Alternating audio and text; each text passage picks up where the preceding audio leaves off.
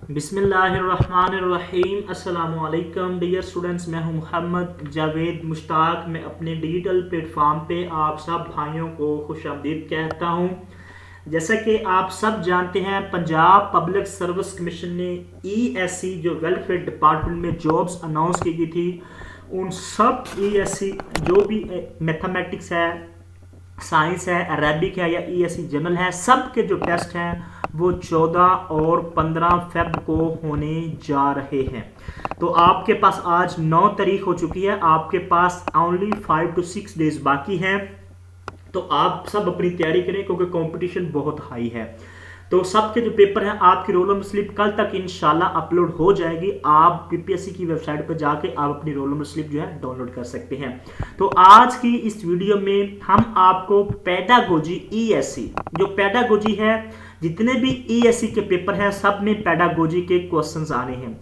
ESC mathematics, ESC science, ESC Arabic, जितने भी ESC है सब में 20% जो है वो पेडागोजी का पोर्शन आना है। 20 क्वेश्चन जो है वो आपको पेडागोजी से आने हैं। और ESC जो जर्नल है, जर्नल में 50% जो है वो आपको पेडागोजी आनी है और 50% आपको जनरल नॉलेज आना है। तो पेडागोजी सबके लिए है।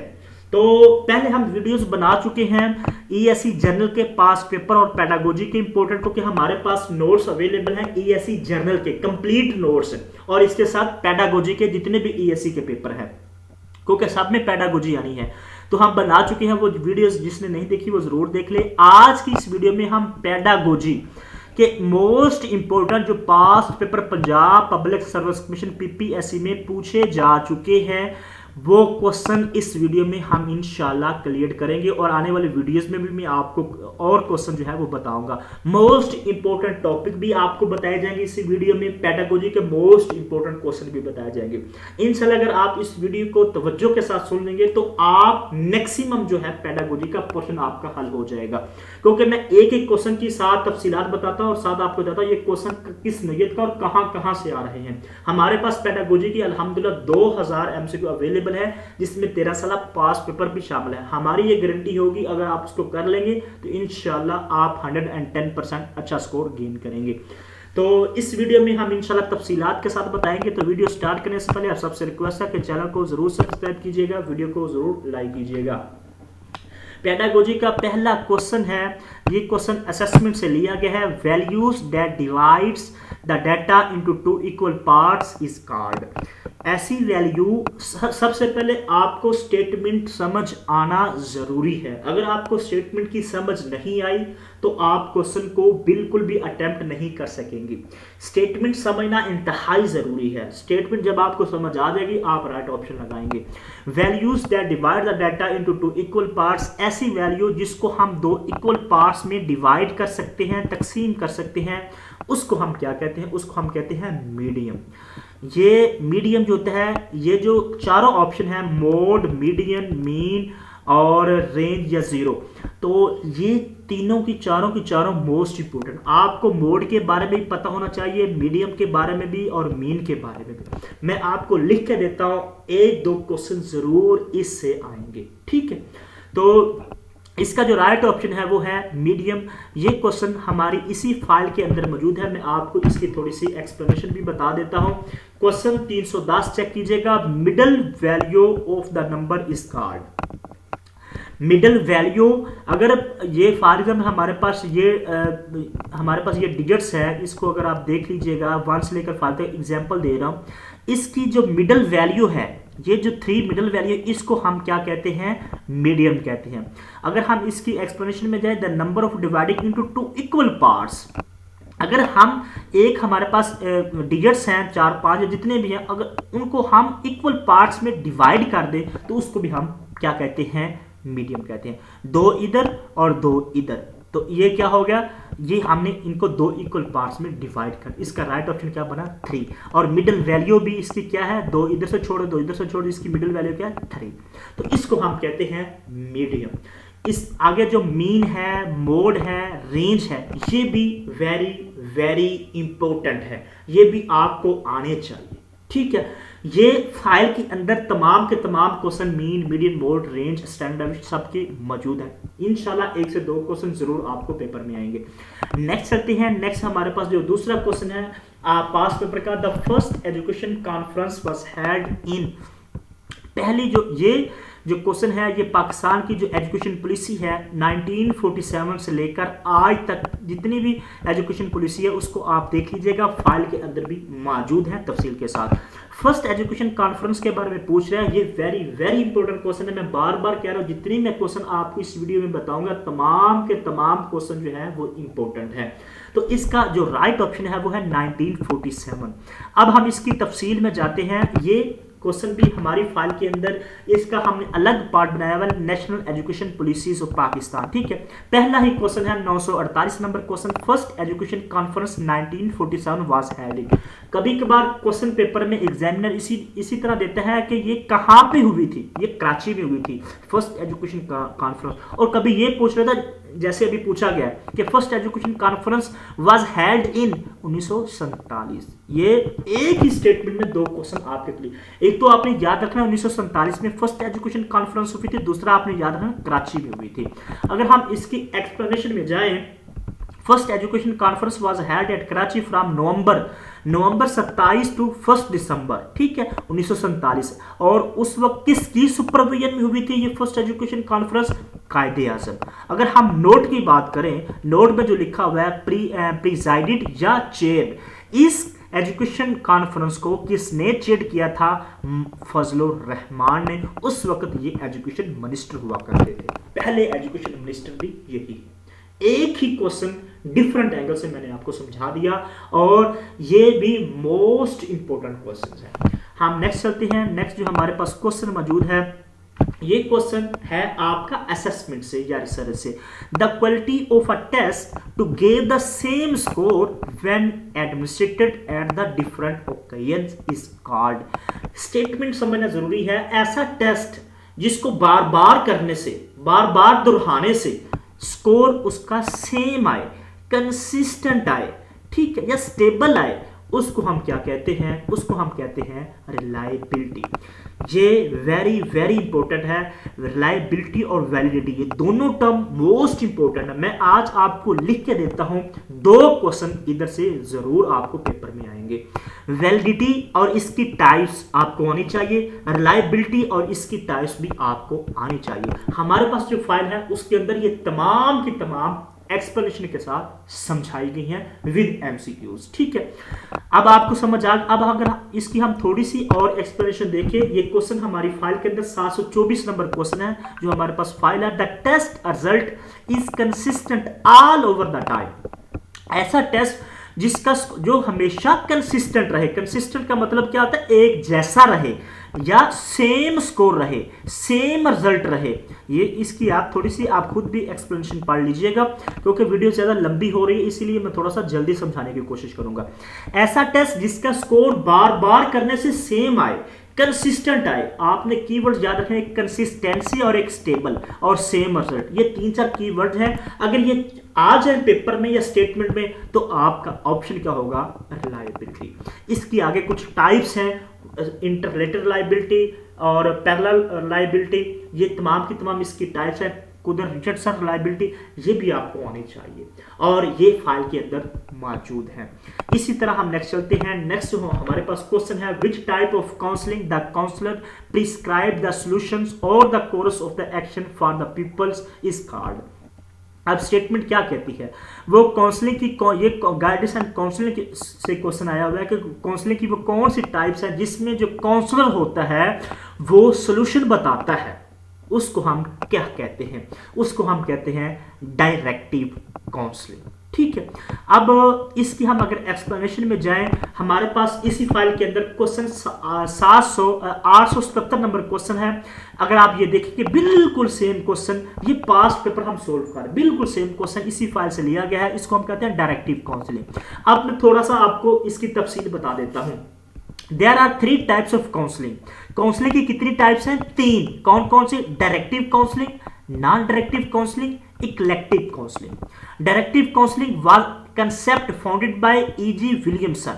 Directive counseling, also called prescriptive counseling. It is a teacher-centered therapy because the teacher is active and students are passive. अब इसका क्या मतलब है? मैं फॉर एग्जाम्पल ये एक टीचर है या काउंसलर है, ठीक है, ये, और ये एक स्टूडेंट है या पीपल है या पेशेंट है, जो भी आप लगा लें, ठीक है, ये काउंसलर है, ये स्टूडेंट है। तो जब जो काउंसलर है इसका सलूशन बताए, इसकी प्रॉब्लम का सलूशन बताए, जब काउंसलर स्टूडेंट की प्रॉब्लम का सलूशन बताए तो उसको हम कहते हैं डायरेक्टिव काउंसलिंग। जब स्टूडेंट काउंसलर को अपनी प्रॉब्लम बताए, जब स्टूडेंट या पीपल्स अपनी प्रॉब्लम बताए, किसको? काउंसलर को या टीचर को, उसको हम कहते हैं नॉन डायरेक्टिव काउंसलिंग, ठीक है। और जब काउंसलर या टीचर प्रॉब्लम सुनने के बाद उसका सलूशन बता दे तो उसको हम कहते हैं डायरेक्टिव काउंसलिंग। और इन दोनों को, नॉन डायरेक्टिव और डायरेक्टिव काउंसलिंग को मिला जुला के ये दोनों आपस में पार्टिसिपेट करें तो उसको हम कहते हैं एक कलेक्टिव काउंसलिंग। ये कंसेप्ट है और मैंने एक ही क्वेश्चन में आपको तमाम चीजें समझा दी। ये क्वेश्चन तफसील के साथ इसी के अंदर, इसी फाइल के अंदर मौजूद है। हम नेक्स्ट चलते हैं। नेक्स्ट जो हमारे पास क्वेश्चन है, which is the lowest level of learning in effective domain. Also very very important question, Bloom taxonomy से ये क्वेश्चन लिया गया। मैं आपको अभी लिख के दे देता हूं, बलूम टेक्सोनोमी से आपको 3 से 5 एमसीक्यू जरूर पेपर में आएंगे, ठीक है। ये वेरी वेरी इंपॉर्टेंट टॉपिक है बलूम टेक्सोनोमी का। तो अब ये क्वेश्चन ये पूछ रहा है कि इफेक्टिव डोमेन का लोएस्ट लेवल कौन सा है। तो इफेक्टिव डोमेन का पहले तो आपने बात याद रखी, 3 डोमेन है बलूम टेक्सोनोमी। एक है कॉग्निटिव डोमेन, दूसरा है इफेक्टिव डोमेन और तीसरा है साइकोमोटर डोमेन।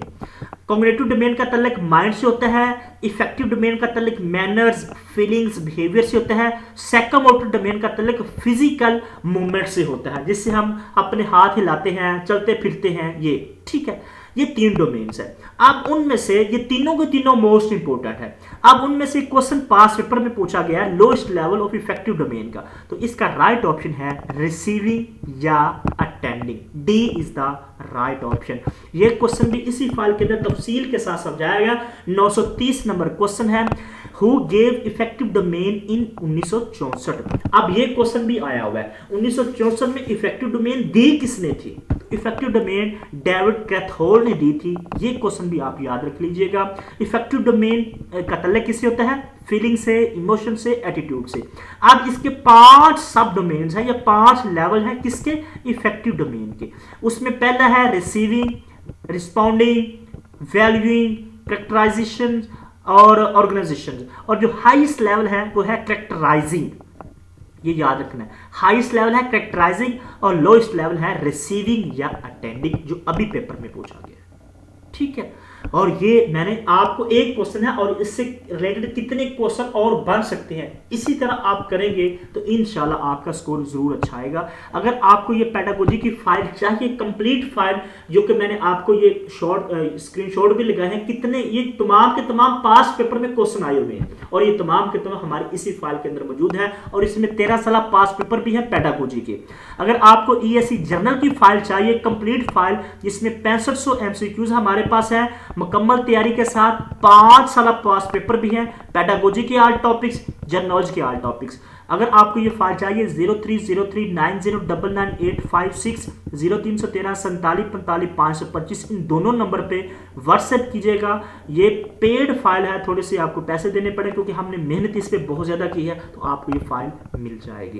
पेडागोजी का भी हमारे पास कंप्लीट फाइल है जिसमें 13 साल पास पेपर भी शामिल है। पेडागोजी को सबको जरूरत होती है, ईएससी साइंस, जनरल, मैथमेटिक्स, जो भी ईएससी के पेपर देने जा रहे हैं। नेक्स्ट क्वेश्चन है, micro teaching is a teaching of. Micro teaching, ये भी वेरी वेरी इंपॉर्टेंट क्वेश्चन है। माइक्रो टीचिंग किससे रिलेटेड? ये टीचिंग से रिलेटेड है। टीचिंग की किस चीज से रिलेटेड है? ये स्किल से रिलेटेड है। टीचिंग स्किल से रिलेटेड है। मैक्रो टीचिंग का तल्लुक किससे है? टीचिंग स्किल्स है या स्पेसिफिक स्किल्स है। ये क्वेश्चन भी इसी फाइल के अंदर तफसील के साथ समझाया गया है। क्वेश्चन नंबर 357 अगर चेक कीजिएगा, micro teaching is a flexible tool which is used to refine. Micro teaching होता है ये टीचिंग स्किल को रिफाइन करता है। और इससे रिलेटेड जो क्वेश्चन बनते हैं, माइक्रो टीचिंग डेवलप कब हुई थी? 1963 में। किसने की थी? राइट एलन ने की थी। कहां पे की थी? स्टैनफोर्ड यूनिवर्सिटी में की थी। ये भी आपको होना चाहिए, ठीक है। इसी तरह हम नेक्स्ट चलते हैं। नेक्स्ट जो हमारे पास क्वेश्चन मौजूद है, ये question which of the following represent Vygotsky view of the origin of the cognitive development. Vygotsky के बारे में आपको आना चाहिए। ये वाइगोस्की से रिलेटेड पूछा है, तो वाइगोस्की जो थे ये सोशल इंटरेक्शन की बात करते हैं। इस क्वेश्चन की जो एक्सप्लेनेशन है ये भी इंपॉर्टेंट क्वेश्चन है, ये भी वाइगोस्की से रिलेटेड। इसका जोन ऑफ प्रोक्सिमल डेवलपमेंट है, स्कैफोल्डिंग है, प्राइवेट स्पीच है, इन्होंने ये तमाम चीजें दी हुई है। ये वेरी वेरी इंपॉर्टेंट है। ये क्वेश्चन जो है 96 वाइगोस्की से रिलेटेड क्वेश्चन इसी फाइल के अंदर मौजूद है। Who gave more stress to the philosophy of social constructivism. अगर बात की जाए सोशल कंस्ट्रक्टिविस्ट की तो वो वाइगोस्की है। प्याजे जो है ये कॉग्निटिव कंस्ट्रक्टिविस्ट है, क्योंकि इसने थ्योरी दी है कॉग्निटिव डेवलपमेंट। किसने? प्याजे ने। वाइगोस्की जो थ्योरी का नाम है वो सोशो कल्चरल थ्योरी है। सोशो कल्चरल थ्योरी, इसकी जो थ्योरी है सोशो कल्चरल थ्योरी है। प्याजे की थ्योरी जो है वो कॉग्निटिव डेवलपमेंट थ्योरी है। इसीलिए वाइगोस्की को सोशल कंस्ट्रक्टिविज्म कहते हैं। और ये कहते हैं कि इंसान जो बच्चा होता है, जो स्टूडेंट होता है, वो सोशल इंटरेक्शन के जरिए सीखते हैं, लैंग्वेज के जरिए सीखते हैं, कल्चर के जरिए सीखते हैं। इसीलिए इन्होंने कहा था सोशल इंटरेक्शन का लफ्ज यूज किया था, ठीक है। और ये प्याजे के मुखालिफ थे। प्याजा कहता था कि नहीं भाई, सोशल इंटरेक्शन के जरिए नहीं, ऐसे बच्चे कम्युनिटी डेवलपमेंट के जरिए सीखते हैं, ये करते हैं। ये तमाम के तमाम इनका कंपैरिजन और इनके क्वेश्चन इसी फाइल के अंदर मौजूद है और मैंने आपको इनकी तफसील भी बता दी। नेक्स्ट चलते हैं, epistemology. It's also important question. Epistemology is the branch of philosophy. ये फिलोसफी से क्वेश्चन लिया गया। एपिस्टेमोलॉजी, एपिस्टेमोलॉजी का तल्लुक किससे होता है, किसको डील करता है? तो एपिस्टेमोलॉजी जो होता है वो नॉलेज को करता है। किसको करता है? नॉलेज को। ये क्वेश्चन याद रखना, ये 3 टर्म्स हैं, तीनों इंपॉर्टेंट है। तीनों में से 1-2 क्वेश्चन जरूर पेपर में आएंगे। ये हमारी फाइल के अंदर क्वेश्चन मौजूद है। 217 नंबर क्वेश्चन अगर आप देखिएगा 2020 में पीपीएससी में क्वेश्चन आ चुका है। Metaphysics deal with nature of. Metaphysics जो होता है ये रियलिटी को डील करता है। इसकी एक्सप्लेनेशन देखिएगा। There are 3 terms, ontology, axiology, epistemology. Epistemology का अभी जो हमने क्वेश्चन किया उसकी हम आपको एक्सप्लेनेशन बता रहे हैं। 3 टर्म है, ओंटोलॉजी, एक्सोलॉजी और एपिस्टेमोलॉजी। ओंटोलॉजी का तल्लुक, ओंटोलॉजी का दूसरा नाम क्या है? मेटाफिजिक्स। ये बात याद रखनी। ओंटोलॉजी का दूसरा नाम क्या है? मेटाफिजिक्स। मेटाफिजिक्स ये किसको डील करती है? रियलिटी को डील करती है। ये question, metaphysics deal with the nature of reality. दूसरा है जो अभी क्वेश्चन पूछा गया है हमारा, एपिस्टेमोलॉजी डील्स विद। एपिस्टेमोलॉजी है वो नॉलेज को डील करती है, नेचर ऑफ नॉलेज। और जो तीसरा है एक्सोलॉजी, ये वैल्यूज को डील करती है। क्या करती है? वैल्यूज को। ये जो तीनों टर्म हैं very very very important terms, ठीक है। और ये मैंने आपको समझा दिया और हमारी फाइल के अंदर ये तमाम के तमाम मौजूद है। इनसे रिलेटेड क्वेश्चन भी मौजूद है। हम नेक्स्ट चलते हैं। नेक्स्ट हमारे पास है which type of research provides the strongest evidence about the existence of the cause and effect relationship. कौन सी रिसर्च जो है वो कॉज एंड इफेक्ट का स्ट्रॉन्ग रिलेशनशिप जो है वो एविडेंस देती है? वो हमारे पास होती है एक्सपेरिमेंटल रिसर्च। एक्सपेरिमेंटल रिसर्च से एक क्वेश्चन आपको जरूर आएगा। ये रिसर्च का टॉपिक है, उधर से टाइप्स हैं रिसर्च की, उनकी टाइप्स में एक टाइप है एक्सपेरिमेंटल रिसर्च, उधर से एक क्वेश्चन है। तो हम आपको इस क्वेश्चन की तफसीलात बताते हैं। क्वेश्चन नंबर 620 इसी फाइल के अंदर मौजूद है। Cause and effect relationship is established in FPSC, PPSC, NTS में ये क्वेश्चन पूछा जा चुका है। तो इस कॉज एंड इफेक्ट रिलेशनशिप कहां एस्टैब्लिश होता है? एक्सपेरिमेंटल रिसर्च में। एक्सपेरिमेंटल रिसर्च की कैरेक्टरिस्टिक कौन कौन सी होती है? मेन कैरेक्टरिस्टिक्स जो है ये कॉज एंड इफेक्ट रिलेशनशिप करती हैं।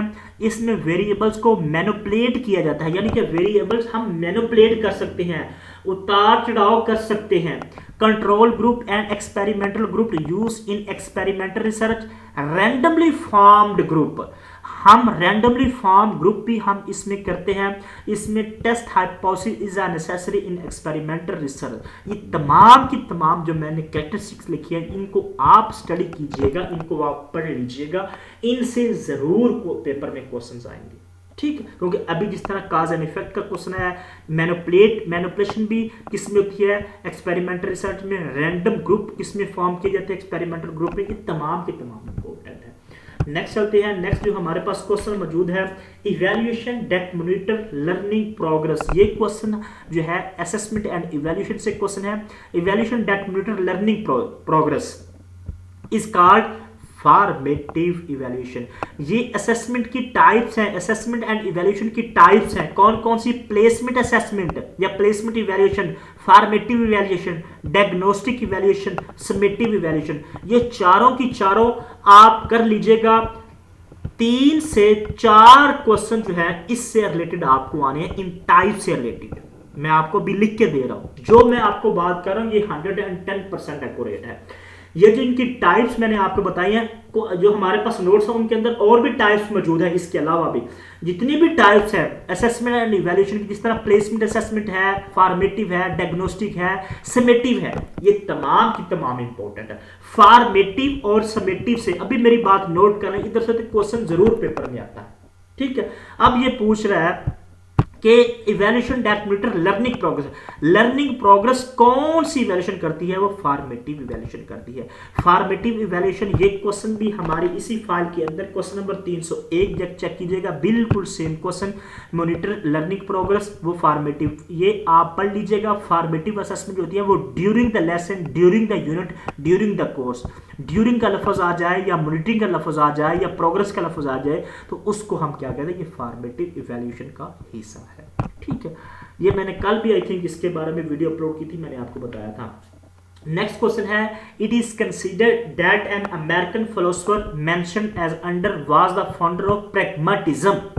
ये क्वेश्चन फिलोसफी से है। प्रैग्मेटिज्म के फाउंडर पूछ रहे, एक तो उन्होंने बात क्लियर कर दी कि ये अमेरिकन फिलोसोफर है। कौन? प्रैग्मेटिज्म के जो फाउंडर हैं। तो अब ये पूछ रहा है प्रैग्मेटिज्म के फाउंडर कौन है? वो है जॉन डेवी। जॉन डेवी जो है ये प्रैग्मेटिज्म का दूसरा एक नाम और है प्रोग्रेसिविज्म। इन दोनों के फाउंडर जो हैं वो जॉन डेवी हैं, ये अमेरिकन है। ये क्वेश्चन हमारी इसी फाइल के अंदर तफसील के साथ मौजूद है। Question number 250, education should be stress on natural law and scientific inquiry. तो प्रैग्मेटिज्म है। John Dewey, William James Kilpatrick was an exponent of या was an founder of pragmatism. ये तीनों फाउंडर हैं और जो बार बार पूछे थे वो जॉन डेवी ही मेन है, लेकिन ये विलियम जेम्स किलपैट्रिक के बारे में भी आपको पता होना चाहिए। ये एक अमेरिकन फिलोसफी है, ठीक है, और इसमें फ्लेक्सिबिलिटी, डेमोक्रेसी होती है, किसमें? प्रैग्मेटिज्म में। और ये प्रैक्टिकल और एक्सपेरिमेंट पे बेस करती है। ये इन्वायरमेंटल के अकॉर्डिंग ह्यूमन को डेवलप करती है। ये चाइल्ड सेंटर फिलोसफी है। ये तमाम की तमाम जो मैंने एक्सप्लेनेशन लिखी है ये मोस्ट इंपॉर्टेंट है, ठीक है। इसी तरह हम नेक्स्ट चलते हैं। नेक्स्ट जो हमारे पास क्वेश्चन मौजूद है, in internal state that arousal directs and maintain behaviour. In internal states यानी कि अंदरूनी हालत की बात कर रहा है, that arousal direct and maintain behaviour, तो उसको हम क्या कहते हैं? Intrinsic motivation. मोटिवेशन की 2 मेन टाइप्स हैं, एक है इंट्रिंसिक मोटिवेशन, एक है एक्सट्रिंसिक मोटिवेशन। ये मैं आपको समझाता हूँ, इधर से भी क्वेश्चन जरूर पेपर में आता है। मोटिवेशन थ्योरी की मैंने अलग से जो है वो फाइल पेडागोजी के अंदर अलग से टॉपिक मौजूद है। Which type of motivation associated with activities are enjoyable और सेटिस्फाइड इन देमसेल्फ, तो उसको हम कहते हैं इंट्रिंसिक मोटिवेशन। अब मैं आपको बताता हूं इंट्रिंसिक और एक्सट्रिंसिक मोटिवेशन क्या होती है। इंट्रिंसिक का मतलब होता है खुद से, इनर अंदर से, खुद से, और एक्सट्रिंसिक का मतलब होता है बाहर, एक्सट्रिंसिक बाहर। ऐसी मोटिवेशन जो खुद से रिलेटेड हो। क्या मतलब? जो खुद से रिलेटेड, यहां पे intrinsic motivation to perform an activity for its own sake, अपने सेक के लिए, और पर्सनल रिवार्ड, खुद के रिवार्ड के लिए। Participating in sport because you find the activity enjoyable for itself, यानी कि मैं स्पोर्ट में शामिल होना चाहता हूं, इससे मुझे जो है वो खुशी मिलती है, मैं जॉयफुल यूज कर, ये अंदर से फीलिंग्स आ रही हैं, अंदर से खुशी, अंदर से हैप्पीनेस, इसको हम कहते हैं इंट्रिंसिक मोटिवेशन। इंट्रिंसिक मोटिवेशन जो होती है इनहेरेंट सेटिस्फैक्शन होती है, अंदर से सेटिस्फैक्शन। और जो एक्सट्रिंसिक मोटिवेशन होती है बाहर से। अगर आप अच्छा काम करते हैं तो आपको कैंडी दी जाती है सॉरी, टीचर कोई रिवार्ड देता है। आप अच्छा काम करते हैं तो आपको गोल्ड मेडल मिल जाता है। अगर आप अच्छा काम करते हैं, सीजीपीए लेते हैं, तो आप अच्छी परफॉर्म करते हो, आपको ये मिल, कोई रिवार्ड मिल जाए, कोई पैसे मिल जाए, रिवार्ड मिल जाए, ट्रॉफी मिल जाए, वो होती है एक्सट्रिंसिक मोटिवेशन, बाहर से रिलेटेड। ठीक है, तो ये दो टाइप्स हैं, दोनों इंपॉर्टेंट है। इसी तरह हम नेक्स्ट चलते हैं। नेक्स्ट हमारे पास है which research is concerning the current status of the subject of study. ये भी रिसर्च से क्वेश्चन, जो करंट स्टेटस होता है सब्जेक्ट का, उससे रिलेटेड कौन सी रिसर्च होती है? डिस्क्रिप्टिव रिसर्च कहते हैं। ये क्वेश्चन भी इसी फाइल के अंदर मौजूद है, तफसील के साथ आप इसको खुद स्टडी कर सकते हैं। नेक्स्ट क्वेश्चन है which of the following is not a type of non probability sampling. फिर मोस्ट इंपोर्टेंट क्वेश्चन आ गया, ये रिसर्च का क्वेश्चन है, प्रोबेबिलिटी सैंपलिंग। प्रोबेबिलिटी सैंपलिंग का टॉपिक मोस्ट इंपोर्टेंट है। इसके अंदर दो प्रोबेबिलिटी, दो टाइप्स है, नॉन प्रोबेबिलिटी और प्रोबेबिलिटी सैंपलिंग। ये इसके अंदर सब टाइप्स है, ये मोस्ट इंपोर्टेंट है। दो क्वेश्चन आपको जरूर प्रोबेबिलिटी वाले से आएंगे। अब ये बात कर रहा है इन चारों ऑप्शन में से कौन सा जो है वो नॉन प्रोबेबिलिटी नहीं है। क्वेटा सैंपलिंग भी नॉन प्रोबेबिलिटी है, कन्वीनियंस सैंपलिंग भी नॉन प्रोबेबिलिटी है, स्नोबॉल सैंपलिंग भी नॉन प्रोबेबिलिटी है। स्ट्रैटिफाइड रैंडम सैंपलिंग जो है ये नॉन प्रोबेबिलिटी नहीं है, ये प्रोबेबिलिटी सैंपलिंग है। ये क्या है? चार प्रोबेबिलिटी सैंपलिंग है। ये क्वेश्चन की थोड़ी सी मैं तफसीलात आपको आगे बता देता हूं। ये क्वेश्चन हमारी फाइल के अंदर 669 question, among these which is sampling is based on equal probability. अगर आप इसकी एक्सप्लेनेशन में जाए, there are 4 main types of probability. Probability की 4 मेन टाइप्स कौन कौन सी है? Simple random sampling, systematic sampling, stratified sampling, जो अभी पेपर में अभी आया पास पेपर में, स्ट्रैटिफाइड रैंडम सैंपलिंग, और क्लस्टर सैंपलिंग। ये 4 टाइप्स जो हैं ये प्रोबेबिलिटी की टाइप्स हैं। नॉन प्रोबेबिलिटी की टाइप्स कौन कौन सी हैं जो अभी क्वेश्चन में ऊपर आई हुई हैं, ये आप चेक कर लें। Quetta sampling, convenience sampling, snowball sampling, ये तमाम की तमाम जो सैंपलिंग है, ये जो टाइप है, ये नॉन प्रोबेबिलिटी की टाइप है। Probability, non probability also important topic. ठीक है, इसको आप जरूर याद रखिएगा, ये भी फाइल के अंदर मौजूद है तफसील के साथ। ये पेडागोजी की हमारे पास फाइल है जिसके अंदर philosophy, education, psychology, research, assessment, classroom management, education और एजुकेशन, ये तमाम की तमाम ये पेडागोजी की जो है टॉपिक लिस्ट है। और इसमें 13 साल पास पेपर भी शामिल है और इसमें 3-4 प्रैक्टिस पेपर भी हैं, ताकि आप फाइल को करने के बाद प्रैक्टिस भी कर सके हैं। ठीक है, अगर आपको ये कंप्लीट पेडागोजी की फाइल है, ये जनरल के लिए भी और दूसरे सब्जेक्ट के लिए भी। अगर आपको ये फाइल चाहिए तो हमारे ये 2 नंबर हैं 030390999856, 0313 47 45 525।